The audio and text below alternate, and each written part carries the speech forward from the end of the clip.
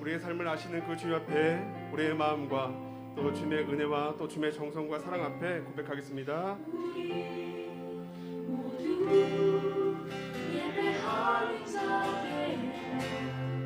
온전히 영과 진리로 주를 예배하자.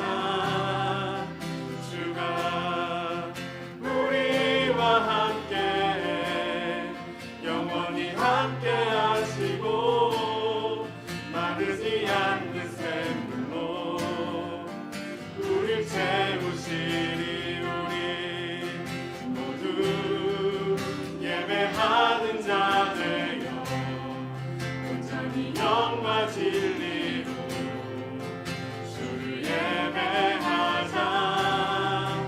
주가 우리와 함께 영원히 함께 하시고 마르지 않는 샘물로 우릴 채우시리라.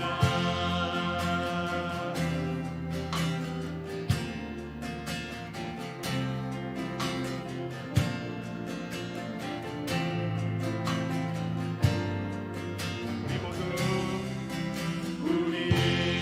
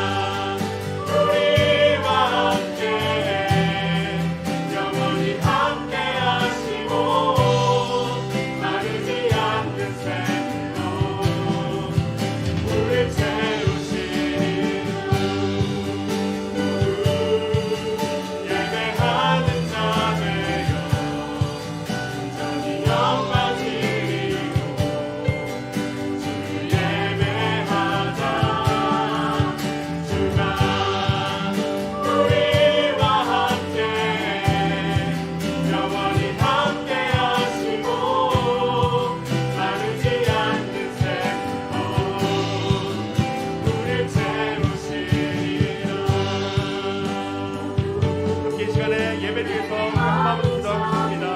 또 삶을 통해 주의 말씀을 통해 날마다 어려운 시기마다 주님의 안에 소망과 주님의 능력을 부르며 나아가는 오늘 예배 내가 하여 주옵소서. 한 마음으로 또 예배하며 기도하며 나가겠습니다. 하나님 우리 삶을 다해 주시는 그 주님에 대해 찬양합니다. 주님 지금 항상 한결같은 신실하신 그리스도를 고백합니다. 날마다 우리의 삶과 연약함과 부족함 가운데 삶이 있는 선하신 하나님의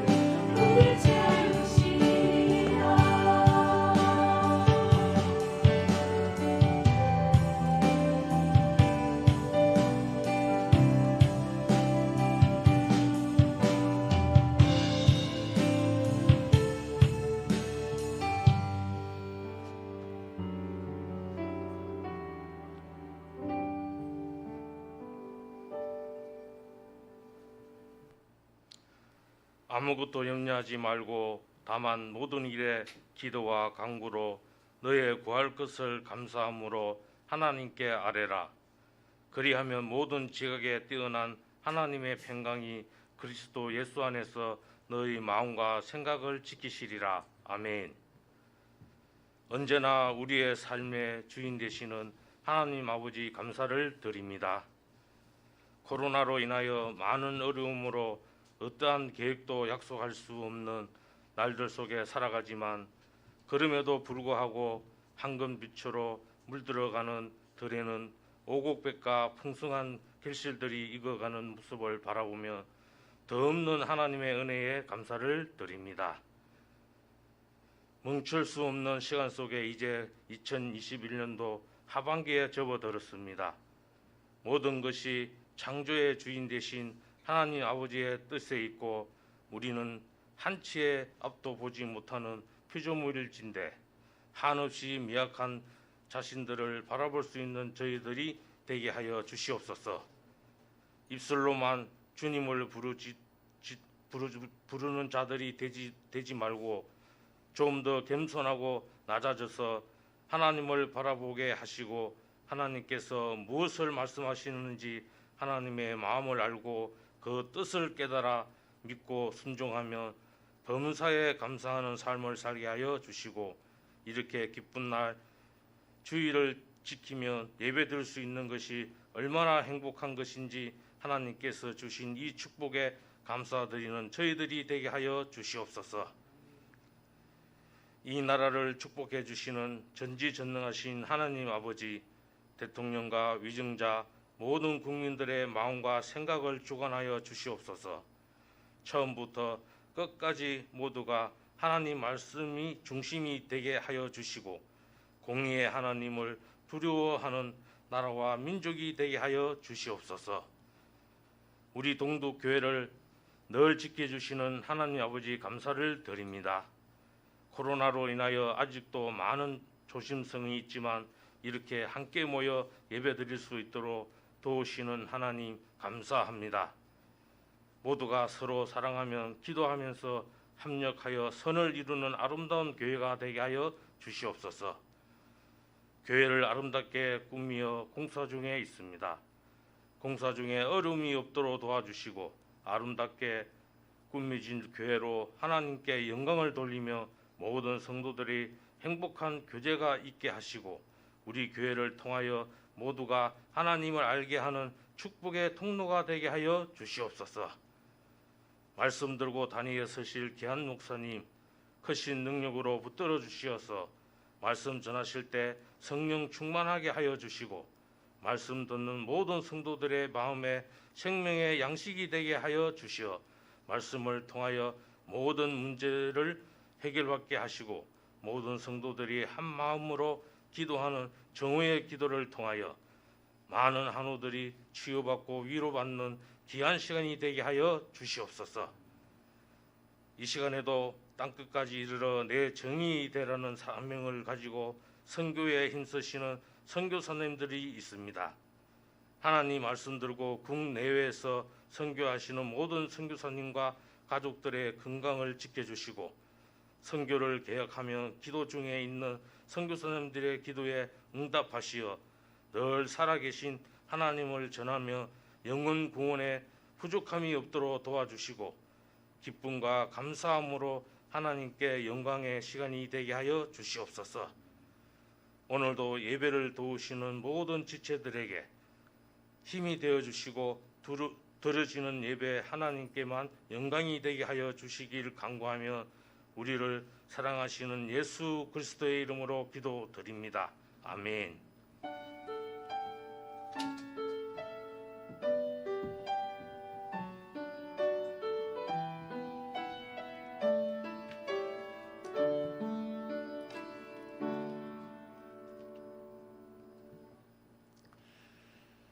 우리 다 같이 자리에서 일어나셔서 찬송가 26장 함께 찬양하시겠습니다.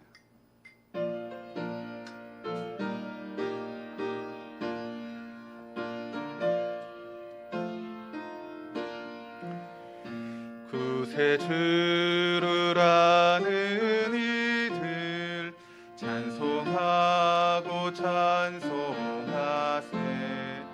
마음과 뜻과 힘 다하여 경배 드리세. 주를 알지 못한 이들 주가 친히 인도하사 그의 피로 구속하니 찬송 부르세.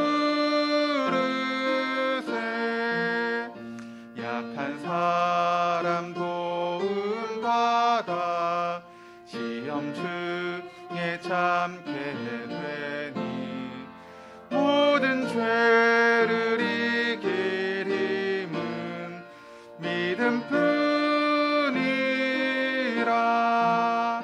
진리 되신 우리 주는 영원토록 변함없네.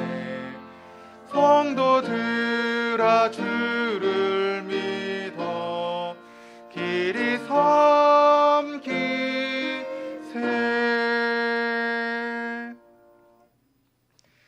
다같이 사도신경으로 우리 신앙을 고백하시겠습니다. 나는 전능하신 아버지 하나님 천지의 창조주를 믿습니다. 나는 그의 유일하신 아들 우리 주 예수 그리스도를 믿습니다. 그는 성령으로 잉태되어 동정녀 마리아에게서 나시고 본디오 빌라도에게 고난을 받아 십자가에 못 박혀 죽으시고 장사된 지 사흘 만에 죽은 자 가운데서 다시 살아나셨으며 하늘에 오르시어 전능하신 아버지 하나님 우편에 앉아 계시다가 거기로부터 살아있는 자와 죽은 자를 심판하러 오십니다. 나는 성령을 믿으며 거룩한 공교회와 성도의 교제와 죄를 용서받는 것과 몸의 부활과 영생을 믿습니다. 아멘. 우리 자리에 앉아서 함께 하나님 말씀 찾으시겠습니다. 함께 보실 하나님의 말씀은 신약성경 골로새서 1장 9절에서 12절까지 말씀입니다. 제가 가진 성경으로 신약성경 324페이지 골로새서 1장 9절에서 12절까지 말씀.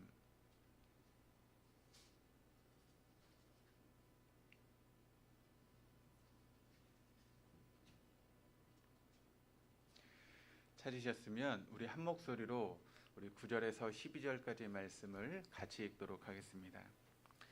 이로써 우리도 듣던 날부터 너희를 위하여 기도하기를 그치지 아니하고 구하오노니 너희로 하여금 모든 신령한 지혜와 총명에 하나님의 뜻을 아는 것으로 채우게 하시고 주께 합당하게 행하여 범사에 기쁘시게 하고 모든 선한 일에 열매를 맺게 하시며 하나님을 아는 것에 자라게 하시고 그의 영광의 힘을 따라 모든 능력으로 능하게 하시며 기쁨으로 모든 견딘과 오래 참음에 이르게 하시고 우리로 하여금 빛 가운데서 성도의 기업의 부분을 얻기에 합당하게 하신 아버지께 감사하게 하시기를 원하노라.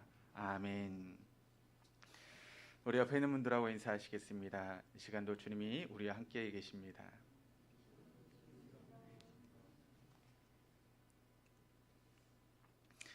예, 좋으신 주님의 은혜가 오늘 이 시간 예배하는 우리 모두 가운데 또 영상으로 예배하는 우리 동덕의 모든 가정들 가운데 있기를 주님의 이름으로 축원합니다. 덴마크의 실존주의 철학자 키에르 케고르가 했던 이야기 중에 이런 이야기가 있습니다. 어떤 강도가 보석상에 이제 들어갔습니다. 복상에 들어갔는데 보석을 훔치지 않고 이 사람이 그냥 나왔습니다. 근데 어떤 일을 하게 되었는가 하면 보석상에 이제 보석들이 쭉 진열되어 있고 그 밑에 이제 가격표가 붙어 있지 않습니까? 그런데 그 가격표를 떼어서 막 뒤죽박죽 섞어 놓았습니다. 그리고 그 복상을 아무 보석도 훔치지 않고 나오게 된 것이죠. 그 다음날 어떤 일이 생기게 되었을까요? 가격표를 이렇게 막 섞어 놓았을 때 형편없는 싸구려 그 보석이 엄청나게 비싼 가격에 팔리게 되었고 또 굉장히 비싸고 귀한 보석이 형편없는 가격에 팔리게 되었는데 사람들은 그것을 알지 못했다는 것입니다. 성경이 묘사하는 영적인 강도는 바로 사단 마귀를 뜻합니다. 그런데 이 사단 마귀가 하는 일이 똑같은 일을 하고 있다라고 하는 것을 여러분 아십니까? 사단 마귀는 이 세상에 있는 가격표를 여러분 뒤흔들어 놓았습니다. 바꾸어 놓았습니다. 그 결과 일어난 현상이 어떤 현상인가 하면 우리가 그것을 이제 가치관의 전도라고 그렇게 이야기할 수 있게 되는데 결과적으로 여러분 무엇이 참으로 가치 있는 것인지 무엇이 참으로 무가치한 것인지를 사람들이 모르고 인생을 살아가고 있다는 것이죠. 정말 가치 있는 것이 있는데 그것을 알지 못하고 또 무가치한 것인데 정말 가치 있는 것을 생각하면서 인생을 살아가는 그런 모습이 되어버리고 말았다는 것입니다. 예수님은 산상수훈의 말씀을 통해서 보물을 땅에 쌓아두지 말고 하늘에 쌓아두라라고 그렇게 말씀하십니다. 왜냐하면 땅에는 도둑이 들지만 하늘에는 도둑이 들지 않기 때문에 그렇다라고 말씀하고 계시죠. 그렇다면 도둑이 영향을 끼치지 못한 하늘의 보물, 여러분 그 보물은 무엇이겠습니까? 그 보물을 우리가 하늘에 쌓아두어야 된다라고 말씀하고 있는데 도둑이 영향을 미치지 못하는 그 보물은 과연 무엇이겠습니까? 우리가 산상수훈의 말씀을 쭉 읽다 보면 마지막 결론을 통해서 그 하늘에 쌓아두어야 되는 그런 보물에 대해서 주님께서 우리에게 가르치고 있는데 그 보물이 무엇인가 하면 바로 하나님 나라의 가치 그리고 하나님 나라의 의가 바로 하늘에 쌓아두어야 될 보물이다라고 하는 것을 우리에게 예수님께서 가르치시고 있는 것입니다. 그런데 여러분 그 하나님 나라가 보성인 줄 모르고 그저 땅의 재물에 눈이 가리워진 채 그 땅의 것만을 추구하며 살아가는 것이 이 세상의 어리석은 삶의 모습이다라고 하는 것을 우리는 다시 한번 깨달을 필요가 있습니다. 미술상들이 여러분 정말 좋은 작품들의 그런 진품을 구별할 때 여러 가지 방법을 통해서 여러분 진품과 가품을 구별하지만 진품을 구별한 것 중에 중요한 것 중에 하나가 무엇인가 하면 그 작가의 사인이 있느냐 없느냐라고 하는 것을 가지고 진품과 가품을 구별한다고 합니다. 그러니까 그 작품 가운데 정말 이 작가의 사인이 들어있느냐 없느냐를 가지고 진품과 가품을 구별하게 된다는 것이죠. 그런데 여러분 어느 날 그 미술 작품 시장에 하나님이 사인한 작품이 여러분 등장한다면 어떻게 될까요? 사람들의 그런 위대한 미술가의 작품도 엄청난 방향을 일으키는데 하나님이 사인한 작품이 미술 작품 시장에 등장하게 된다면 아마 실로 놀라운 일이 벌어지게 되지 않겠습니까? 그런데 여러분 그와 같은 하나님이 사인하신 작품이 여러분 있다라고 하는 것을 여러분 아십니까? 그 작품이 뭘까요? 바로 이 자리에서 예배하고 있는 여러분들이 하나님이 사인한 하나님의 걸작품이다라고 하는 것을 여러분 잊지 마시기를 바랍니다. 우리 한번 옆에 있는 분들에게 이렇게 인사해 보시죠. 당신은 하나님 사인하신 걸작품입니다. 믿으십니까? 별로 얼굴을 바라보시는데 걸작품으로 바라보시지 않는 것 같아요. 여러분 우리는 하나님이 정말 사인하신 하나님의 걸작품이다라고 하는 것을 우리가 언제나 잊지 말고 살아가야 됩니다. 그런데 문제는 우리가 인생을 살아가면서 그것을 인식하지 못하고 삶을 살아가는데 이런 문제가 있는 것 아니겠습니까? 우린 정말 하나님의 걸작품에도 불구하고 그 가치를 알지 못한 채 우리가 인생을 살아가면서 정말 속된 것 아무것도 아닌 세상에 그런 물질을 쫓아가고 그와 같은 것에 목숨을 두고 살아가는 어리석은 삶을 우리가 살고 있다는 것입니다. 성경은 우리가 하나님의 형상으로 지음을 받았다. 그런데 우리가 그 가치를 모르고 있다는 것입니다. 내가 얼마나 존귀한 존재인지, 내가 얼마나 하나님 앞에 귀한 존재인지 그 가치를 알지 못한 채 우리가 인생을 살아가고 있다는 것이죠. 하나님이 친히 사인해서 만든 얼마나 위대한 작품인지 나는 그것을 모르고 인생을 살아가고 있다는데 우리의 삶에 문제가 있는 것 아니겠습니까? 그런데 오늘 본문의 말씀을 통해 사도 바울이 우리에게 이런 이야기를 하고 있습니다. 이런 가치 있는 인생이라는 것을 우리가 알아야 되고, 이런 가치 있는 인생을 위해서 우리가 기도하며 삶을 살아가야 된다라고 하는 것을 사도 바울이 우리에게 가르치며 이야기하고 있다는 것입니다. 오늘 본문 10절의 말씀을 같이 읽어보도록 하시겠습니다. 10절 말씀 같이 읽겠습니다. 주께 합당하게 행하여 범사에 기쁘시게 하고 모든 선한 일에 열매를 맺게 하시며 하나님을 아는 것에 자라게 하시고. 자, 여기 말씀을 보니까 주께 합당하게 행하며 라고 그렇게 이야기를 하고 있습니다. 이 부분을 영어 성경이 어떻게 번역을 하고 있는가 하면 NIV 성경을 보니까 이렇게 번역을 합니다. You may live a life worthy of the Lord. 그러니까 You may live a life. 나는 내가 이런 인생을 살기를 원한다. worthy of the Lord. 주님 보시기에 가치 있는 인생, 합당한 인생을 살아가기를 원한다라고 그렇게 기록을 하고 있습니다. 우리말로 합당하게라고 번역된 단어가 영어로는 worthy라고 하는 그런 단어가 쓰이고 있는데, 이 단어의 어근을 보면 이제 worth라고 하는 가치라고 하는 그런 단어가 쓰이고 있습니다. 거기다 y자를 붙이니까 가치 있는이라고 하는 그런 단어가 되는 것이죠. 근데 우리말 성경은 이제 번역을 하면서 합당하게라고 하는 그런 단어로 이제 번역을 했습니다. 그런데 원래는 이 의미가 가치 있는이라고 하는 그런 의미를 가지고 있는 단어입니다. 그러니까 사도 바울은 이 서신을 통해서 우리에게 뭐라고 말씀하고 있는가 하면, 너희 인생이 얼마나 고귀하고 존귀한 존재인지를 너희가 알고 너의 삶을 가치 있는 그런 인생을 살기 위해서 애를 써야 되고, 그와 같은 삶을 위해서 기도하는 삶이 너에게 필요하다라고 하는 것을 사도 바울이 말씀하고 있다는 것입니다.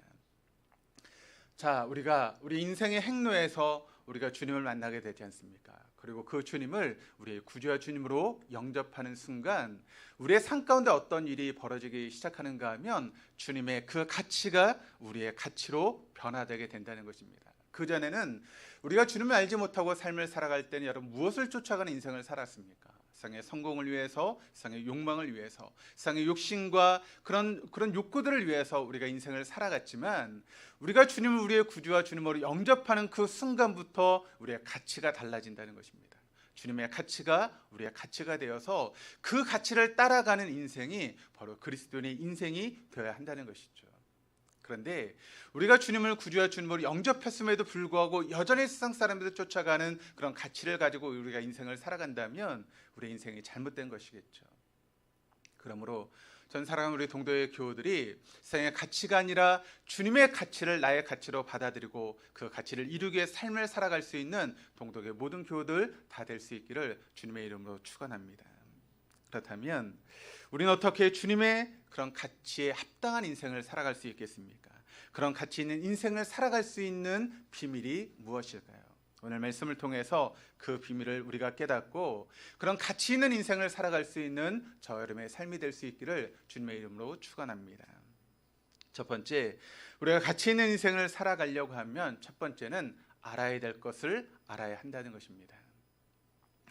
자, 오늘 본문의 말씀은 골로새서라고 하는 그런 책입니다. 이 골로새서라고 하는 것은 바울의 이제 목회 서신인데, 이 골로새 교회와 성도들에게 보낸 그 편지가 바로 이 골로새서의 말씀이 되었습니다.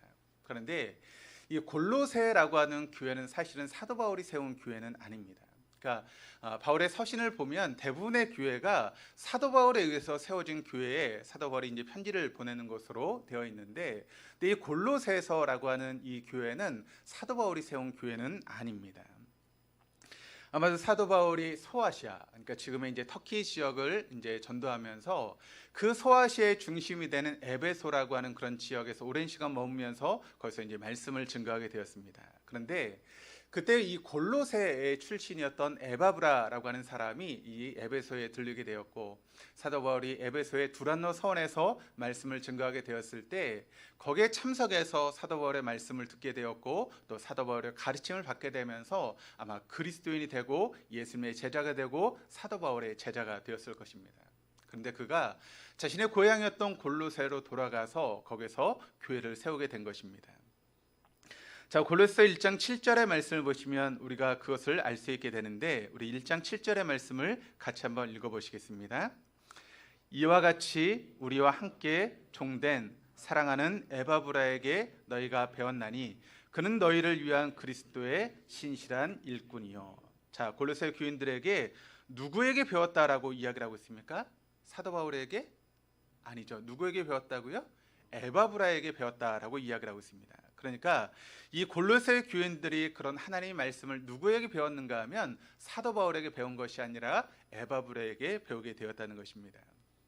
그러면서 사도 바울이 그 골로새 교회에 편지를 쓰면서 아마 너무 기쁜 마음으로 이 편지를 지금 쓰고 있는 것입니다. 그러니까 이 골로새 성도들은 사도 바울의 입장에서 보면 어떤 사람들인가 하면 자기 제자였던 에바브라의 제자들이 바로 골로새 성도들이었다는 것이죠. 그러니까 가족으로 따지면 바로 이 골로새 성도들은 손잡벌에 해당되는 그런 사람이었다라고 하는 것을 알게 되는 것입니다. 그러니까 이 골로새 교회 편지를 사도 바울이 쓰면서 마치 손자에게 서신을 쓰는 것처럼, 자기가 제자에게 편지를 쓰는 것처럼 그런 마음을 가지고 지금 사도 바울이 이 골로새서라고 하는 편지를 골로새 교회에 지금 보내고 있는 것입니다. 본문 9절 말씀을 같이 한번 읽어보시겠습니다. 같이 읽겠습니다. 이로써 우리도 듣던 날부터 너희를 위하여 기도하기를 그치지 아니하고 구하오니 너희로 하여금 모든 신령한 지혜와 총명에 하나님의 뜻을 아는 것으로 채우게 하시고. 자, 한마디로 말하면 영적 이해에 근거한 하나님의 뜻을 아는 지식, 또 하나님의 뜻을 아는 지식으로 너희가 채워지기를 내가 간절히 원한다라고 그렇게 사도 바울이 지금 기도하고 있다는 것입니다. 자, 우리가 여러분 예수를 믿으면 우리가 이제 중요하게 알아야 될 것들이 있습니다. 그런데 그 알아야 될 것 중에 정말 여러 가지 것들이 중요하지만 정말 중요한 것이 있다면 여러분 그것이 무엇이겠습니까? 그것은 바로 하나님의 뜻을 아는 것입니다. 우리가 신앙생활하면서 정말 우리의 삶 가운데 중요한 것은 하나님의 뜻을 알고 깨닫는 것, 그것이 무엇보다도 중요하다는 것이죠. 나를 향하신 하나님의 뜻, 나를 이렇게 하나님의 자녀로 삼으시고 나를 그리스도의 제자로 삼으시면서 나를 통해 이루시기 원하시는 하나님의 뜻을 아는 것, 여러분 그것이 얼마나 중요한 일이겠습니까? 그 뜻을 알아야 우리가 하나님의 말씀대로 순종할 수 있고, 그 뜻을 알아야 정말 하나님 원하시는 그런 인생을, 우리의 인생을 통해서 살아갈 수 있는 것 아니겠습니까? 그런데 하나님의 뜻도 모른 채 어떻게 주님이 원하시는 삶을 살 수 있고, 하나님의 뜻을 알지 못한 채 어떻게 주님이 원하시는 그런 인생을 우리가 살아갈 수 있겠습니까? 그것은 가능하지 않은 것이죠. 그러므로 전 사랑하는 우리 동도의 모든 교우들이 우리를 향하신 하나님의 뜻을 알 수 있는 그런 모든 교우들 될 수 있기를 주님의 이름으로 축원합니다. 뿐만 아니라 우리 교회를 향하신 하나님의 뜻을 아는 것도 너무나 중요한 것입니다. 많은 교회들이 있는데 우리 동덕교회를 통해서 이루시기 원하신 하나님의 뜻이 과연 무엇인가? 정말 우리 교회를 통해서 하나님께서 이루시는 것이 과연 무엇인가를 알아가는 그런 교회론을 세우는 것은 너무나 중요하다는 것이죠. 그러므로 제가 기도하며 세우는 그런 교회론을 우리 모든 성도들이 깨닫고 함께 그런 교회를 세워가기 위해서 애를 쓰고 노력할 수 있는 우리 동덕교회가 되어질 수 있기를 주님의 이름으로 축원합니다. 로마서 말씀을 보시면 사도 바울이 그 로마서의 말씀을 통해서 그리스도인의 삶에 중요한 것을 이 로마서 12장 말씀을 통해서 사도 바울이 가르치고 있습니다. 그런데 이 로마서 12장 2절 말씀을 통해서 사도 바울이 이런 이야기를 하고 있습니다. 그리스도인의 삶의 출발점이 무엇인가? 우리가 그리스도인이 되고 그와 같은 그리스도인의 삶을 살아가야 되는데 그와 같은 출발점이 무엇인가에 대해서 사도 바울이 이야기를 하고 있는데, 우리 한번 같이 한번 읽어보도록 하시겠습니다. 로마서 12장 2절 말씀.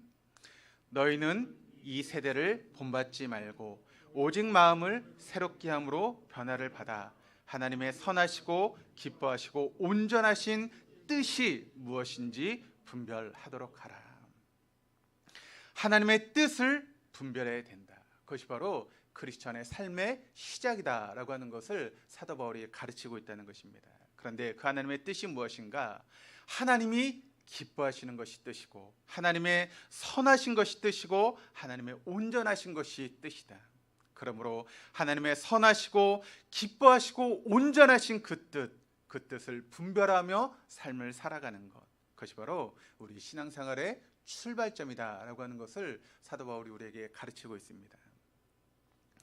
예수님께서 여러분 제자들에게 기도를 가르치면서 어떻게 기도를 가르치셨습니까? 너희가 기도할 때 이렇게 기도해야 된다. 뜻이 하늘에서. 그러니까 뜻 어떤 뜻인가 하면 당신의 뜻, 하나님의 뜻. 그 뜻이 하늘에서 이루어진 것처럼 어디서도요? 땅에서도 이루어지기를 위해서 너희가 기도해야 된다. 그러니까 이 땅 가운데 우리가 삶을 살아가는데 하나님의 뜻이 우리를 통해서 이 땅 가운데 이루어지기 위해서 우리가 하나님 앞에 기도할 수 있어야 된다라고 하는 것을 예수님께서 제자들에게 가르치신 것이죠. 예수님께서 여러분 십자가를 지기 전날 밤에 겟세마네 동산에서 기도하지 않았습니까? 땀방울이 변하여 핏방울이 될 정도로 간절하게 하나님께 기도했던 그 기도의 제목이 어떤 기도였습니까? 우리가 알고 있는 것처럼 하나님 내 뜻대로 마옵시고 아버지의 뜻대로 되기를 원하나이다. 하나님 내 뜻은 내가 이 십자가를 피하는 것이고 어떻게든지 고통을 면하는 것이 내 뜻이지만 그러나 내 뜻이 아니라 하나님의 뜻이 이루어질 수 있기 위해서 내가 기도합니다 라고 그렇게 주님께서 기도하셨다는 것이죠. 자, 그리고 예수님이 지상의 생애를 마무리하는 십자가를 지시기 전날 밤 그와 같은 기도를 통해서 바로 십자가를 지셨고 우리에게 영원한 생명을 주신 것 아니겠습니까? 중요한 것은 내 인생을 향한 하나님의 뜻을 아는 것입니다. 나를 향한 하나님의 뜻이 무엇인가를 깨닫고 우리가 신앙생활하는 것, 그것보다 중요한 것이 없다는 것이죠. 그렇다면 내 평생을 통해서 하나님께서 나에게 기대하시는 뜻은 과연 무엇일까요? 여러분 그 뜻을 알고 계십니까? 나를 향하신 하나님의 뜻을 여러분 알고 계십니까? 우리가 그 뜻을 알 수만 있다면 우리 인생의 모습이 얼마나 달라질까요? 우리 인생의 색깔이 여러분 얼마나 달라질 수 있을까요? 그러므로 전 사랑하는 우리 동도의 모든 교우들이 그 하나님의 뜻을 발견할 수 있기를 주님의 이름으로 축원합니다. 우리가 같이 있는 인생을 살아가려면 두 번째는 행해야 될 것을 행할 수 있어야 한다는 것입니다. 따라서 한번 해보시죠. 행해야 될 것을 행하십시다. 우리 옆에 있는 분들에게 그렇게 인사해 보시죠. 행해야 될 것을 행합시다. 자, 우리가 가치 있는 인생을 살아가려고 하면 첫 번째는 무엇인가 하면 하나님의 뜻을 알아야 된다라고 말씀을 드렸습니다. 그런데 그 다음은 무엇일까요? 10절 말씀을 같이 한번 읽어보도록 하시겠습니다. 같이 읽겠습니다. 주께 합당하게 행하여 범사에 기쁘시게 하고 모든 선한 일에 열매를 맺게 하시며 하나님을 아는 것에 자라게 하시고. 자, 하나님의 뜻을 알았다면 그 다음 뭐라고 말씀하고 있는가 하면 주께 합당하게 행해야 된다라고 이야기를 하고 있습니다. 그러니까 우리가 하나님의 뜻을 알았습니다. 그렇다면 그 뜻을 아는 것으로 끝나버리는 것이 아니라 그 뜻을 우리의 삶 가운데 행할 수 있어야 된다라고 말씀하고 있다는 것이죠.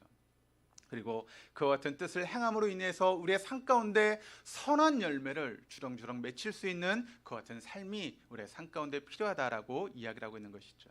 그것이 바로 하나님의 뜻을 아는 가운데 자라가는 것이고 그것이 바로 신앙의 성숙의 모습 아니겠습니까? 자, 하나님의 뜻을 아는 것 너무나 중요한데 아는 것으로 여러분 그친다면 그것은 아무것도 아니라는 것입니다. 야고보서 4장 17절의 말씀을 여러분 기억하십니까? 이렇게 이야기를 하고 있습니다. 그러므로 사람이 선을 행할 줄 알고도 행하지 아니하면 죄니라. 그러니까 알고도 행하지 않는 것은 하나님 앞에 죄가 된다라고 이야기를 하고 있습니다. 우리를 향하신 하나님의 뜻이 있습니다. 그 뜻을 알았습니다. 그런데 행하지 않으면 그것은 하나님 앞에 죄가 되는 것이다 라고 말씀하고 있다는 것이죠. 자, 우리가 진정으로 하나님의 뜻을 알았다. 내가 정말 하나님의 뜻을 알았다면 행할 수 있어야 되고 그 행함에 대한 소원을 가지고 있을 수 있어야 된다는 것이죠. 그런데 우리가 하나님의 뜻을 알고 또 그 뜻을 행하기 위해서 우리의 마음 가운데 소원을 갖기 시작하면 그 행할 수 있는 힘과 능력을 하나님께서 우리에게 더하여 주시겠다라고 하는 것을 약속하며 말씀하고 있다는 것입니다.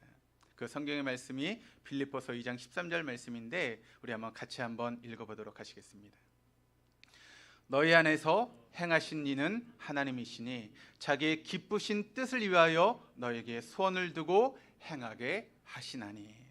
자, 하나님이 기뻐하신 뜻, 그 뜻을 하나님께서 우리 안에 그 뜻대로 살고자 하는 소원을 우리의 마음 가운데 담아두신다. 그런데 우리가 소원을 가지고 그와 같은 삶을 살아가기 시작하면 행할 수 있도록 능력으로 역사하시는 분이 우리 하나님이시다라고 하는 것을 말씀하고 있는 것이죠. 여러분, 하나님이 기뻐하시는 뜻, 그게 우리 인생의 최고의 선 아니겠습니까? 최고 선에 대한 거룩한 갈망이 있다면, 그리고 그 나의 존재를 그 거룩한 갈망에 투여하고 또 투신하기를 원한다면 하나님께서는 기꺼이 그 뜻을 이뤄갈 수 있도록 우리를 도우시고 우리와 함께 하시고 우리에게 능력으로 역사하시겠다라고 그렇게 말씀하고 있다는 것입니다. 여러분, 이것을 믿으시기를 바랍니다. 전 사랑하는 우리 동덕의 모든 교우들이 이렇게 하나님의 뜻을 행할 수 있기를 주님의 이름으로 축원합니다. 그럼 우리가 무언가 머릿속에 새기지 않습니까? 지식을 새기기도 하고 또 여러 가지 알매에 대해서 머릿속에 새기는데, 근데 여러분, 그 지식을 새기는 것으로 끝나버린다면 우리의 삶에는 변화가 없습니다. 그러니까 예를 들어서 내가 건강해야지, 건강을 위해서는 운동을 해야 된다라고 하는 것을 머릿속에 새깁니다. 그런데 머릿속에 새기고 우리가 운동을 하지 않는다면 우리가 건강해질 수 있을까요? 그냥 머릿속으로만 내가 운동하면 건강해져 라고 생각한다고 우리가 건강해지는 것은 결코 아니라는 것입니다. 그렇다면 건강해지려면 어떻게 해야 될까요? 우리 머릿속에 새겼던 그것처럼 그래, 운동을 해야지, 또 좋은 음식을 먹어야지, 건강하게 생활해야지, 우리가 행동하게 될 때 우리의 삶이 건강해질 수 있는 것 아니겠습니까? 신앙생활도 마찬가지입니다. 우리가 그와 같은 삶을 통해서 우리가 우리 머릿속에 새겼던 것을 우리 행동으로 옮길 수만 있다면 우리의 삶이 얼마나 새로워지고 변화될 수 있겠습니까? 많이 아는 것 중요한 것입니다. 그런데 그 삶이 우리의 삶의 가치가 되지 못한다면 여러분, 그것은 위대한 영향력으로 우리가 삶이 변화될 수 없다는 것이죠. 그렇다면 우리가 이 세상을 살아가는 데 있어서 우리가 생각하는 최고의 여러분 가치는 무엇이라고 생각하십니까? 믿지 않는 사람들이 생각하는 최고의 가치는 무엇일까요? 많은 믿지 않는 사람들이 강조하는 것이 있다면 그것은 무엇인가 하면 자아 실현입니다. 내 자아를 실현하고 또 그와 같은 삶을 살아가는 것이 믿지 않는 사람들의 최고의 가치이고 최고 선 아니겠습니까? 내 자아를 실현하는 것, 그것이 가장 중요하다고 생각하고 그 자아를 실현하기 위해서 우리가 투자하고 노력하고 많은 시간을 들이면서 그 자아 실현을 위해서 애를 쓰는 그런 모습들을 우리가 보게 됩니다. 그런데 크리스천들 중에서도 이렇게 말하시는 분들이 있어요. 네, 여러분, 엄밀한 의미에서 그런 분들은 크리스천이 아닙니다. 자기의 자아 실현만을 위해서 살아가는 인생은 결코 진정한 크리스천일 수 없다는 것입니다. 자, 세상 사람들이 가장 중요하게 생각하는 것이 자아 실현이라면 그리스도인들에게 최고의 여러분 가치는 무엇이 되어야 되는 것일까요? 그것은 바로 하나님의 뜻을 실현하는 것, 그것이 바로 우리 그리스도인들의 최고의 가치가 되어야 한다는 것입니다. 나를 향하신 하나님의 뜻을 알고 하나님의 뜻에 이제 우리의 인생을 걸 수 있느냐, 정말 그 뜻에 내 인생을 올인할 수 있느냐라고 하는 것이 진정한 크리스천의 삶의 모습이 되어야 한다는 것이죠. 그런데 여러분, 우리가 크리스천이 되었음에도 불구하고 그저 우리가 추구하고 우리가 중요하게 생각하는 것이 오로지 나라면 우리가 어떻게 하나님 앞에 당당하게 내가 하나님의 자녀이고 하나님의 제자라고 이야기할 수 있겠습니까? 그것은 말이 되지 않는 것이죠. 전혀 하나님은 생각하지 않고 나만을 생각하며 인생을 살아가면서 어떻게 우리가 하나님의 자녀가 되었다라고 그렇게 떳떳하게 이야기할 수 있겠습니까? 전혀 하나님을 위해서 우리가 조금도 일하지 않고 하나님을 생각하지 않고 그렇게 자기 욕심만을 가지고 인생을 살아가면서 내가 하나님의 자녀가 되었고 그리스도인이라고 크리스천이라고 당당하게 이야기할 수 있다면 여러분, 그것은 우리 얼굴이 두꺼운 것이지 정말 그것은 믿음일 수 없습니다. 여러분의 가치가 뭡니까? 여러분이 가장 중요하게 생각하는 것이 무엇입니까? 내가 정말 목적으로 삼고 내가 정말 중요하게 생각하는 것이 얼마나 내가 물질을 모으느냐, 내가 이 땅 가운데 얼마나 높은 자리에 올라가느냐, 내가 얼마나 편안하게 인생을 살아가느냐, 내가 얼마나 내 인생 가운데 화려한 인생을 살아가느냐, 그것만 가지고 우리가 인생을 살아가고 있다면 여러분은 하나님의 자녀 아닙니다.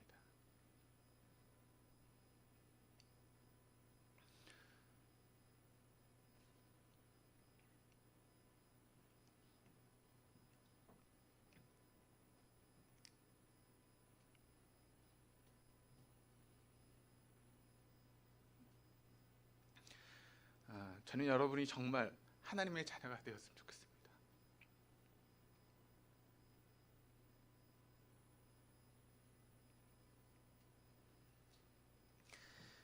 조지 트레이시라는 목사님이 이런 말을 했습니다. 한번 잘 들어보시기를 바랍니다. 하나님의 뜻 안에서는 실패가 없다. 하나님의 뜻을 떠나서는 성공도 없다. 사람들은 물질을 많이 모으는 것을 성공이라고 말할지 모르지만, 그러나 여러분, 하나님의 뜻을 떠나서는 하나님 보시기에 그것은 결코 성공일 수 없습니다. 하나님의 뜻 안에 있다면 우리가 세상에서 많은 것을 가지지 못한다 할지라도 여러분, 그것은 실패일 수 없다는 것입니다. 하나님의 뜻 밖에서는 성공도 없지만 하나님의 뜻 안에 있으면 우리 인생 가운데 실패란 있을 수 없습니다. 우리가 이 땅을 살아가면서 좀 가난하게 살아갈 수 있고 높은 자리에 올라가지 못할 수 있지만, 그러나 우리가 하나님의 뜻 안에 있다면 그 인생은 진정한 의미의 성공의 인생이라는 것이죠. 언젠가 다 우리가 하나님 앞에 서게 되는 것 아니겠습니까? 그때 우리가 하나님의 뜻 안에서 인생을 살다가 주님 앞에 서게 되면 여러분, 얼마나 하나님 앞에 당당하겠습니까? 하나님, 내가 이 땅에서 비록 가난하게 삶을 살았고 좀 부족한 인생을 삶을 살았지만 그래도 하나님의 뜻 안에서 내가 인생을 살았습니다. 내 모든 목표가 하나님의 뜻이었고 하나님의 가치였고 그것을 이루기 위해서 내가 인생을 투자하며 내 물질을 드리고 시간을 들이며 인생을 살아왔습니다. 하나님, 제가 그렇게 인생을 살다가 주님 앞에 왔습니다라고 당당하게 이야기할 수 있는 인생, 여러분, 그 인생이 진정으로 성공한 인생 아니겠습니까? 그런데 우리가 이 땅에서 많은 것을 누리고 또 높은 지위에 올라가서 그렇게 떵떵거리며 인생을 살았는데 정작 하나님 앞에서는 내놓을 것이 하나도 없어서 부끄럽게 그렇게 인생 앞에 우리가 주님 앞에 설 수 있게 된다면 여러분, 그 인생은 성공한 인생이지 아닙니다. 그 인생은 실패한 인생입니다. 우리 모두가 정말 하나님의 뜻이 우리 인생 가운데 이루어질 수 있을 것인가? 마지막 그의 뜻이 이루어지는 것을 보며 우리가 눈을 감을 수가 있는가? 적으로 가치 있는 인생, 하나님의 뜻을 이루는 일에 우리가 쓰임받는 인생을 살아갈 수 있다면 그것은 얼마나 행복한 인생이고 그것은 얼마나 하나님께서 인정하는 인생이고 또 성공한 인생이라고 이야기할 수 있겠습니까? 저는 여러분들이 그와 같은 일에 여러분을 자신을 던질 수 있는 삶을 살아갈 수 있기를 주님의 이름으로 축원합니다. 비록 가난할 수 있습니다. 비록 힘들게 인생을 살아갈 수 있습니다. 그런데 우리가 하나님의 뜻을 발견하고 그 뜻을 이루기 위해서 애를 쓰고 노력한다면 결코 하나님 우리를 그냥 내버려 두지 않을 것입니다. 그냥 우리가 혼자 인생을 힘들게 살아가지 않도록 하나님께서 우리를 도우시고 이끌어 가실 것입니다. 최고의 가치 있는 인생, 바로 하나님의 뜻을 아는 것이고 두 번째로 그것을 행하는 것입니다. 하나님의 뜻을 알고 행하는 인생을 살아갈 때 우리 인생이 가치 있는 인생이 되어줄 줄 믿습니다. 그리고 세 번째는 견뎌야 될 것을 견딜 수 있어야 한다는 것입니다. 우리 한번 옆에 있는 분들에게 이렇게 인사해 보시죠. 견뎌야 될 것을 견디십시다. 자, 11절의 말씀을 같이 한번 읽어보시겠습니다. 그의 영광의 힘을 따라 모든 능력으로 능하게 하시며 기쁨으로 모든 견딘과 오래 참음에 이르게 하시고. 자, 우리가 알아야 될 것을 알고 행해야 될 것을 행하게 될 때 그렇다면 우리의 인생에 열매 맺는 인생을 살게 되죠. 선한 열매를 우리의 인생 가운데 맺게 된다는 것입니다. 그런데 그 열매를 맺어가는 우리의 인생의 과정에서 반드시 필요한 것이 있다라고 하는 것을 말씀하고 있는데 두 가지 단어를 이야기하고 있습니다. 어떤 단어죠? 바로 견딘과 오래 참음이라고 하는 단어입니다. 그러니까 우리가 가치 있는 인생을 살아가려면 하나님의 뜻을 알아야 되고 그것을 행하는 인생을 살아가야 되는데 그와 같은 과정 속에서 우리에게 필요한 것이 무엇인가 하면 견딘과 오래 참음이 우리 인생 가운데 필요하다는 것이죠. 이런 희생과 고난 없이 어떻게 우리가 거룩한 열매를 우리의 삶 가운데 맺어갈 수 있겠습니까? 요한복음 12장 24절에 주님의 말씀을 여러분 기억하실 것입니다. 우리 한번 같이 한번 읽어보시겠습니다. 내가 진실로 진실로 이 땅에 떨어져 죽지 아니하면 한 알 그대로 있고 죽으면 많은 열매를 맺느니라. 자, 여러분, 예수님께서 많은 열매를 맺으셨는데 그 열매가 뭘까요? 바로 이 자리에서 예배하는 여러분들이 예수님의 열매 아니겠습니까? 그 예수님의 그 희생을 통해서 맺혀진 열매가 저와 여러분인 줄 믿습니다. 그런데 여러분, 그 열매가 그냥 맺혀진 것입니까? 아니죠. 예수님의 고난과 또 십자가의 죽으심을 통해서 우리라고 하는 열매가 맺어진 것 아니겠습니까? 히브리서 12장 2절 말씀이 이렇게 기록을 합니다. 믿음의 주요 또 온전하게 하신 이인 예수를 바라보자. 그는 그 앞에 있는 기쁨을 위하여 십자가를 참으사 부끄러움을 개의치 아니하시더니 하나님 보좌 우편에 앉으셨느니라.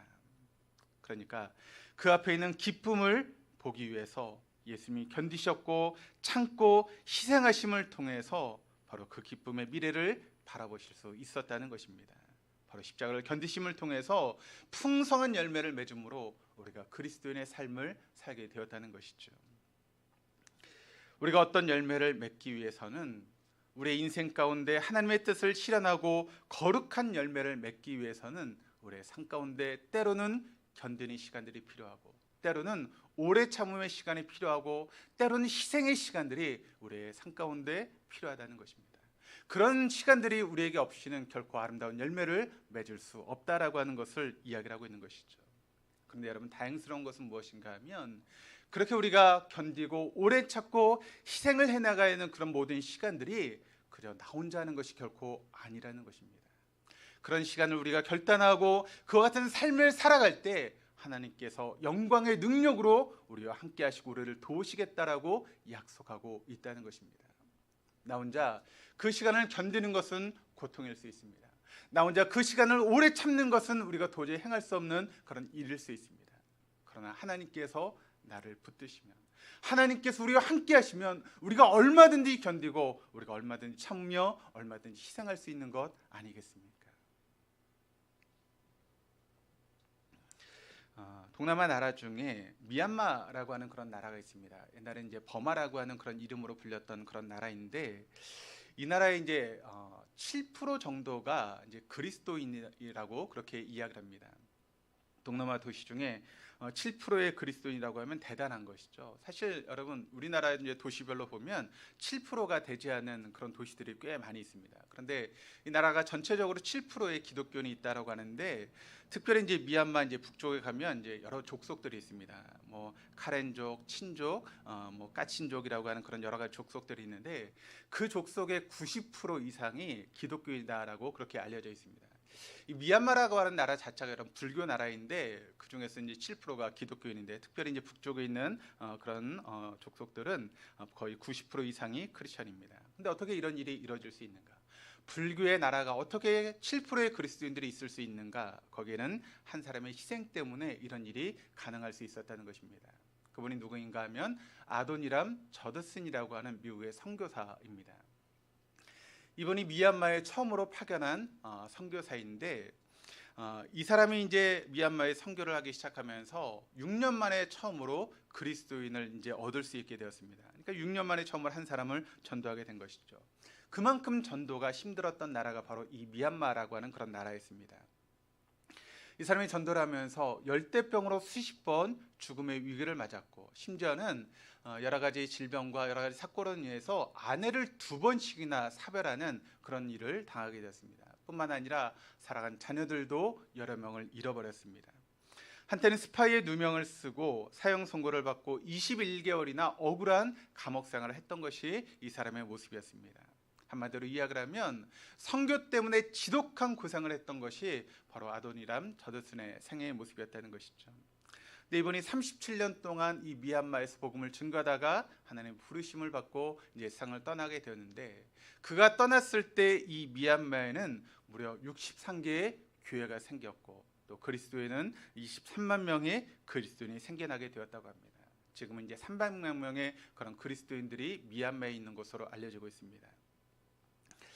여러분, 그가 그렇게 복음을 증거하기 위해서, 하나님의 뜻을 실현하기 위해서 그와 같은 어려운 시간을 보내고 그런 고생을 하면서 인생을 살게 되었는데, 여러분, 그 저드람이 천국에서 여러분 미얀마를 보면 어떤 생각이 들까요?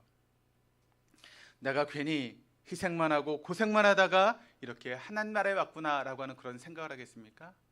결코 그렇지 않을 것입니다. 아마 그는 이런 생각을 하게 될 것입니다. 그래, 내가 정말 힘들고 어려운 시간들을 보냈지만 죽음의 위기도 있었고 사랑하는 사람들을 떠나보내야 되는 그런 고통의 시간들이 내게 있었지만 그래도 내가 잘 참고 고생한 것이 보람이 있구나. 내 인생이 정말 가치 있는 인생이었구나. 희생할 만한 가치가 있는 그런 삶을 내가 살았구나. 그 같은 생각을 하게 되지 않겠습니까? 그것은 한 사람, 하나님의 사람이 견딤과 인내를 통해서 맺은 아름다운 열매를 주님께 드린 것 아니겠습니까? 이런 가치 있는 인생은 이런 견딤과 참음이 없이는 결코 열매를 맺을 수 없다라고 하는 것을 여러분 잊지 마시기를 바랍니다. 우리가 하나님의 일을 감당하고 또 주님의 일을 감당할 때 왜 힘든 일이 없겠습니까? 왜 어려운 일이 없겠습니까? 다 사람들이 살아가는 그런 모습인데 거긴 때로 힘든 일들도 있고 또 어려운 시간들도 있고 또 물질적인 손해도 가져오는 그런 여러 가지 모습들이 있을 수 있다는 것이죠. 그런데 여러분, 그 모든 시간이 정말 하나님 안에서 가치 있는 열매로 맺어질 수 있다면 그럼 투자할 만한 가치가 있는 것 아니겠습니까? 우리 학생들이 공부를 합니다. 초등학교 6년, 또 중학교 3년, 고등학교 3년, 그리고 대학교 4년. 그런데 보통 이제 열심히 공부하는 시간은 이제 고등학교 3년의 시간이고 또 여러분 고등학교 이제 고3의 시간을 굉장히 열심히 공부를 하죠. 그런데 그 시간을 정말 아껴서 공부를 하게 되면 그들이 원하는 대학에 가게 되는 것 아니겠습니까? 그렇다면 잠도 자지 못하고 열심히 공부하는 그 시간이 고통스럽고 어려운 시간이지만 여러분, 자신의 인생을 위해서 그와 같은 시간을 투자하는 것은 가치 있는 일이라고 우리가 이야기할 수 있는 것 아니겠습니까? 그 시간을 얼마나 우리가 투자하느냐에 따라서 우리의 인생의 모습이 달라진다라고 하는 것을 우리가 잘 알고 있는데 이 땅에 살아가는 80년의 시간, 여러분 그렇게 길지 않은 시간이죠. 그런데 그 이후에 우리에게 영원한 시간이 주어진다면 그 영원한 시간을 위해서 우리가 이 땅을 살아가는 80년의 시간을 투자하는 것, 여러분 그것은 가치 있는 일 아니겠습니까? 그 80년의 시간 때문에 영원의 시간을 버린다면 그것이 얼마나 어리석은 인생이 되겠습니까? 사랑하는 여러분, 여러분도 가치 있는 인생을 사모하십니까? 내 인생의 결론이 마지막에 후회가 필요 없는 가치 있는 그런 인생이 되기를 소원하십니까? 그렇다면 오늘의 아픔, 오늘의 고통, 오늘의 수고, 오늘의 땀 흘림을 견디고 참고 계십니까? 그것이 힘들지만 정말 주님 안에서 기쁨으로 그 시간들을 보내고 계십니까? 가치 있는 인생을 위하여, 아름다운 열매 맺는 그 인생을 위하여, 가치 있는 인생을 만들기 위해서 땀 흘리는 그런 삶이 되시기를 주님의 이름으로 축원합니다. 그래서 우리 모두, 우리 동덕의 모든 교우들의 인생이 정말 하나님 앞에 가치 있는 인생으로 인정받는 그 같은 삶을 살아갈 수 있기를 다시 한번 주님의 이름으로 축원합니다. 찬송가 471장 우리 1절 4절 함께 찬양하시면서 기도하시겠습니다.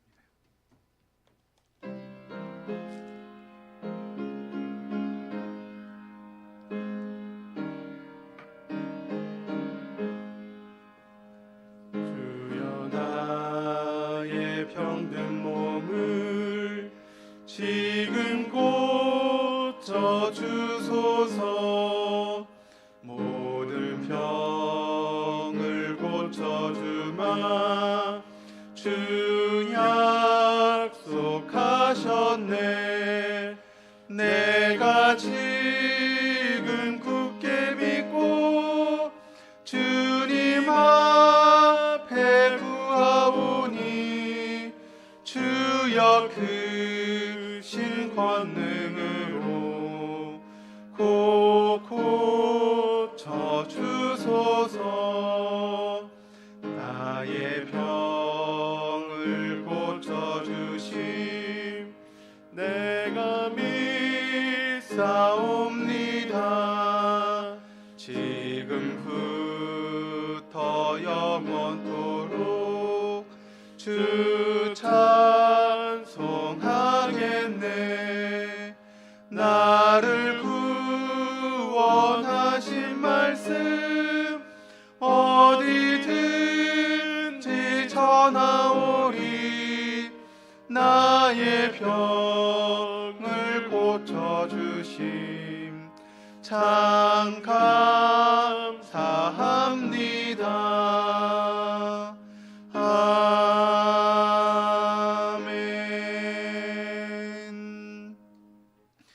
우리 함께 기도하실 때 아프신 분들은 아프신 곳에 손을 얹으시고 여러 가지 문제를 가지고 나오신 분들은 가슴에 손을 얹고 이 시간 함께 믿음으로 기도하시겠습니다. 하늘에 계신 아버지, 예수의 이름으로 우리가 주님 앞에, 아버지 앞에 나아갑니다.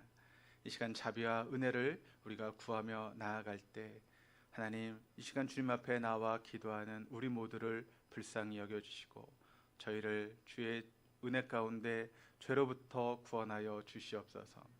이 시간 제 삶에 임재하여 주셔서 이제 저희의 교만한 죄를 용서하여 주시고 회개하며 매일의 삶을 주님의 뜻을 구하며 주님을 따라 살아가게 하여 주옵소서. 저희의 모든 죄를 회개하오니 예수님의 보혈로 씻어 주옵소서. 자기 주관의 교만한 삶을 거절하며 제 삶을 향한 주님의 계획을 구하며 제 삶은 지금부터 영원히 주님께만 순종하는 그와 같은 삶을 살겠습니다. 저도 주님께서 말씀하신 것처럼 내 원대로 마옵시고 아버지의 원대로 되기를 원합니다. 내 뜻이 아니라 아버지의 뜻을 따라가는 인생을 살게 하여 주옵소서. 이 시간 예수님의 보혈로 우리를 씻어주시고 저희의 모든 죄를 깨끗하게 씻어 주옵소서. 저희의 죄와 또 질병을 위한 예수님의 피 흘림과 희생을 받아들입니다. 예수님 십자가에서 저의 죄와 질병을 떠맡아 주셔서 정말 감사드립니다. 저의 구원자, 저의 구속자이신 주님께 나왔사오니 저희를 치료하여 주시옵소서. 모든 질병으로부터 자유하게 하여 주시옵소서. 지금 제 육신을 치료해 주심을 받아들이며 주님 앞에 감사를 드립니다. 이제 예수님의 이름으로 명령하노니 모든 불법적이고 거역하는 모든 질병과 암세포들은 내 몸에서 죽고 떠나갈지어다. 예수 이름으로 너를 대적한다. 예수 이름으로 명하노니 내 몸에서 멈추고 죽고 떠나갈지어다. 암과 질병과 죽음과 암의 모든 공격을 예수 이름으로 대적한다. 지금 예수님의 생명을 내 안에, 주 예수의 풍성한 생명을 내 안에 받아들입니다. 예수님의 셋째게 맞음으로 내가 나음을 입었으며 예수님의 보혈의 값으로 주고 산 치유를 이 시간 주님 저희가 받아들입니다. 이 시간 예수님의 보혈로 우리를 온전하게 덮어 주옵소서. 그 피가 우리에게 덮여질 때 모든 질병은 물러갈지어다. 심한 두통과 불면증, 우울증, 노이로제, 정신질환과 치매 현상은 떠나갈지어다. 목과 어깨의 통증은 물러갈지어다. 심장병과 신장병, 위장병은 물러갈지어다. 척추와 허리, 관절의 병이 떠나갈지어다. 고혈압과 당뇨, 빈혈과 저혈압은 떠나갈지어다. 심근경색과 뇌경색은 떠나갈지어다. 모든 악성 종양과 암과 암의 후유증은 우리의 육체 가운데 물러갈지어다. 주님, 이 시간 우리의 모든 질병을 주님 앞에 내려놓고 믿음으로 기도할 때 모든 질병이 떠나갈 수 있게 하시고 하나님의 치유를 경험할 수 있는 복된 시간들 되어줄 수 있도록 인도하여 주시옵소서. 아버지, 이 시간 우리에게 오시옵소서. 이 시간 강력하게 성령으로 우리를 채워 주옵소서. 주님의 사랑과 기쁨과 평안을 우리가 이 시간 받아들입니다. 제 삶을 겸손히 열고 받아들입니다. 주 앞에서 겸손히 행할 수 있도록 우리를 도와주옵소서. 이제 저를 고쳐주시고 자유롭게 하여 주시옵소서. 제게 오셔서 말씀하시고 제 삶을 향한 주님의 계획과 주님의 뜻과 주님의 예정하심을 알게 하여 주시옵소서. 이제부터 주님의 말씀을 따르겠습니다. 주님께서 무엇을 행하시든 어디로 가든지 우리에게 보여주셔서 주님 계신 곳에 저희도 있게 하여 주시옵소서. 제 삶이 마땅히 있어야 될 모습으로 살게 하시고 그 같은 삶을 살아갈 때 우리 인생 가운데 있는 모든 어려움의 문제들이 풀려지는 귀한 시간 되어줄 수 있도록 역사하여 주시옵소서. 감사하며 예수 그리스도 이름으로 기도드립니다. 아멘. 우리 교회 소식 함께 보도록 하시겠습니다. 정부에서는 4단계를 2주 연장했지만 저희 교회에서는 현장 예배를 이제 이번 주부터 드리기로 했습니다. 이 자리와 또 2층과 3층을 통해서 이제 분산해서 현장 예배를 지금 드리고 있는 가운데 있습니다. 여러분 기억하시고 이 현장에 나오셔서 함께 예배할 수 있는 우리 동독의 모든 교우들 다 되시기를 바랍니다. 저희 교회는 지금 깨어 예배해야 될 그런 시간이고 깨어 기도해야 될 그런 때입니다. 이 기회를 놓치면 우리가 어려움을 당할 수밖에 없고 후회할 시간들이 분명하게 다가올 수밖에 없기 때문에 이런 시간에 하나님의 뜻을 알고 깨어 기도하고 예배하는 것은 너무나 소중한 일입니다. 그럼 우리 동도의 교우들이 그럼 코로나의 그런 위험으로부터 우리가 두려움 가운데 떨 것이 아니라 담대하게 하나님의 은혜를 바라보고 또 하나님의 함께 하심을 바라보면서 우리가 함께 예배할 수 있는 우리 동독의 모든 교우들 다 되시기를 바랍니다. 이 코로나 시기를 보내면서 지금 우리가 말씀을 읽고 말씀 가운데 거하는 시간을 보내고 있습니다. 하루에 한 장 이상 말씀을 읽으시고 말씀 가운데 거할 수 있는 우리 모든 교우들 다 되시기를 바랍니다. 교회에서는 유튜브 채널을 지금 운영 중에 있습니다. 동덕교회를 치시면 예배 영상이라든가 또 우리 교회학교의 영상 또 신앙에 도움을 줄 수 있는 여러 가지 영상들을 올리고 있는데 여러분 이용하셔서 신앙의 성장에 도움을 얻을 수 있기를 바랍니다. 지금 정오의 기도를 저희가 지금 하고 있는 가운데 있습니다. 매일 12시에 교회에서 문자를 보내드리면 여러분이 있는 장소 또 있는 그런 자리에서 여러분 기도를 함께 하는 그런 시간을 보내고 있습니다. 저희 교회 지금 이제 환우분들이 지금 많이 계셔서 위에서 지금 기도하고 있는 가운데 있고 또 그런 기도를 통해서 많은 분들이 회복되시고 함께 지금 예배에 나와서 예배하고 있는 가운데 있습니다. 우리 오랜 시간 동안 기도했던 우리 원희선 장로님도 지금 함께 예배드리고 있고 또 우리 박돈선 장로님도 이렇게 함께 예배드리고 있고 또 여러분과 함께 기도했던 우리 박재 집사님 지금 뒤에서 함께 예배드리고 있습니다.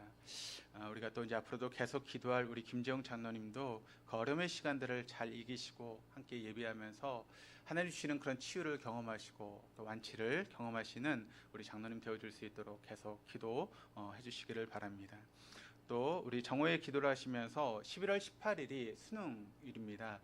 저희 교회에서 이제 5명의 학생들이 지금 수능을 준비하고 있는 가운데 있는데 우리 김남건, 문서원, 문혜원, 임원지, 장채은 5명의 학생들이 지금 수능을 준비하고 공부하고 있는 가운데 있습니다. 이제 한 40일 정도 남아있는 그런 시간인데 이 시간 동안 우리 학생들이 열심히 공부하고 이 시간을 이제 후회 없이 보냄으로 인해서 좋은 결과를 얻을 수 있는 그런 일들이 있을 수 있도록 여러분 수능생들을 위해서도 기도해 주시기를 부탁드립니다. 교회 리모델링 공사가 이제 좀 이렇게 준비하는 그런 과정 속에 조금 이렇게 시간이 좀 연기돼서 내일부터 이제 리모델링 이제 공사가 시작됩니다. 이를 위해서 여러분 기도해 주시고 또 헌금해 주셔서 우리가 어려움 없이 교회가 리모델링을 할 수 있도록 또 우리 교회학교라든가 그런 학생들이 좋은 환경 가운데 예배드릴 수 있는 그런 환경이 되어줄 수 있도록 여러분 기도해 주시고 또 헌금해 주셔서 리모델링 공사가 잘 마쳐질 수 있도록 함께해 주시기를 다시 한번 부탁드립니다. 예배 후에 우리 장로님들 잠깐 이렇게 모이도록 하겠습니다. 그리고 다음 주 예배위원은 우리 유규봉 장로님께서 기도해 주시겠습니다. 이번 주 생일을 맞으신 분들이 계십니다. 우리 정현옥 집사님, 최희 권사님께서 생일을 맞으셨습니다. 생일을 맞으신 분들에게 다시 한번 주님의 이름으로 축복드립니다. 우리 찬송가 289장 함께 찬양하시면서 준비하신 예물 하나님께 봉헌하시겠습니다.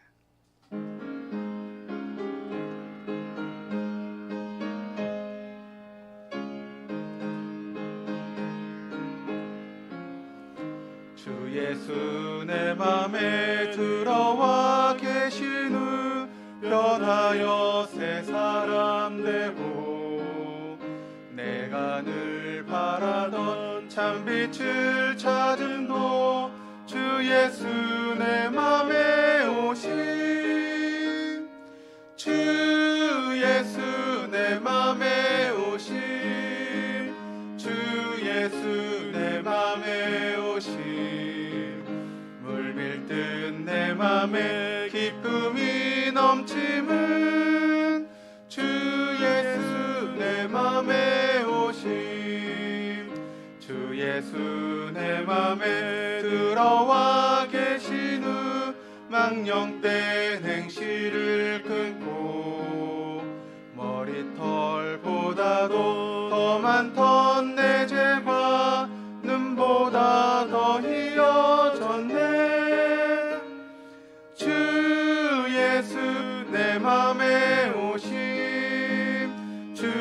예수 내 맘에 오심 물밀듯 내 맘에 기쁨이 넘침은 주 예수 내 맘에 오심 내 맘의 소망을 든든히 가짐은 주 예수 내 맘에 오심 의심의 구름이 사라져 버림도 주 예수 내 맘에 오심 주 예수 내 맘에 오심 주 예수 내 맘에 오심 물밀듯 내 맘에 기쁨이 넘침은 주 예수 내 맘에 오심 사망의 음침한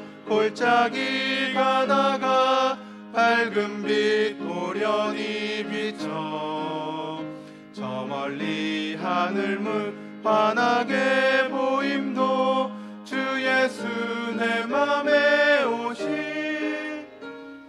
주 예수 내 맘에 오심 주 예수 내 맘에 오심 물밀듯 내 맘에 기쁨이 넘침은 주 예수 내 맘에 오심 내가 저 천성에 올라가 살기는 주 예수 내 맘에 오심 천성에 올라가 주님을 뵈리니 그 기쁨 이길 데 없네 주 예수 내 맘에 오심 주 예수 내 맘에 오심 물밀듯 맘에 기쁨이 넘침은 주 예수 내 맘에 오심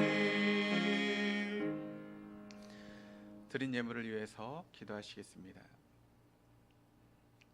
세상의 거친 비바람 속에도 언제나 저희를 보호하여 주시고 우리를 지켜주시는 하나님 아버지 우리를 언제나 구원의 방주 가운데 안전하게 지켜주심을 감사드립니다. 부족하고 연약하며 어디로 가야 될지 무엇을 해야 될지 모르는 어리석은 저희를 불러주셔서 주님 품에 우리를 품어주시고 또 먹을 것, 입을 것, 또 잠잘 곳을 예배해 주시는 주님께 거듭 감사드립니다. 하늘 백성 된 저희의 필요를 충족시켜 주시는 주님께 감사드리며 오늘도 주님 앞에 정성을 다해서 주님 앞에 나왔습니다. 하나님 우리가 주님 앞에 나올 때 하나님의 말씀을 따라 아버지 하나님 이 세상 가운데 우리를 위해서만 사용하지 않고 주님께서 우리에게 모든 것을 주셨음을 고백하며 주님의 말씀을 따라 11조 예물을 봉헌하여 드립니다.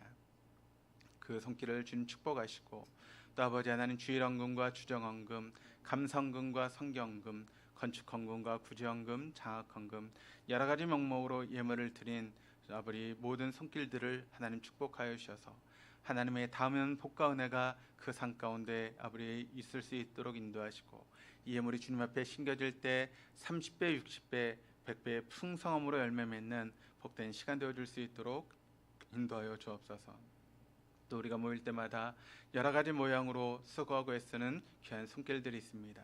수고한 노력 없인 하나님의 복과 은혜가 그 산 가운데 있을 수 있도록 인도하시고 언제나 그 삶을 보호하신 하나님의 은혜가 언제나 우리와 함께할 수 있도록 인도하시며 또 우리가 이렇게 모여서 예배드릴 때 여러 가지 사정으로 함께하지 못하는 교인들이 있습니다.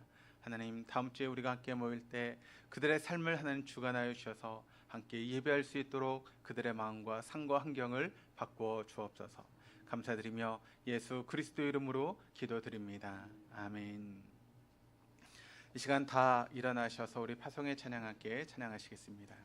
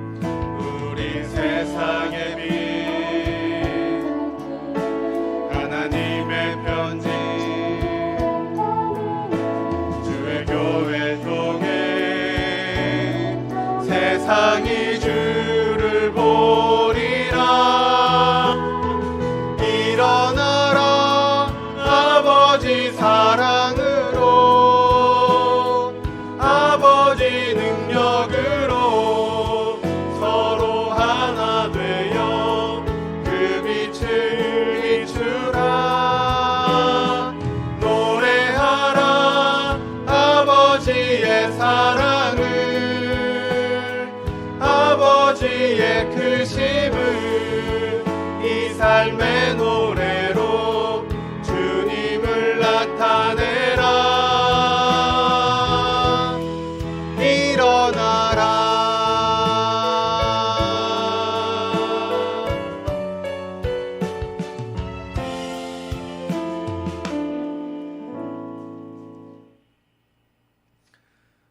지금은 우리 주 예수 그리스도의 은혜와 아버지 하나님의 무한하신 사랑하심과 성령님의 인도하시며 교통하시며 내주하심이 이제 가치 있는 인생, 정말 거룩한 열매를 맺어가는 인생을 살기 위해서 주님의 뜻을 알고 그 뜻을 행하며 그 뜻 가운데 행하는 일 가운데 어려움 안에서도 견디고 오래 참기를 다짐하는 우리 동도의 교들과 그 가정과 하시는 모든 일들 위해 지금부터 영원토록 함께 하시기를 간절히 축원하옵나이다.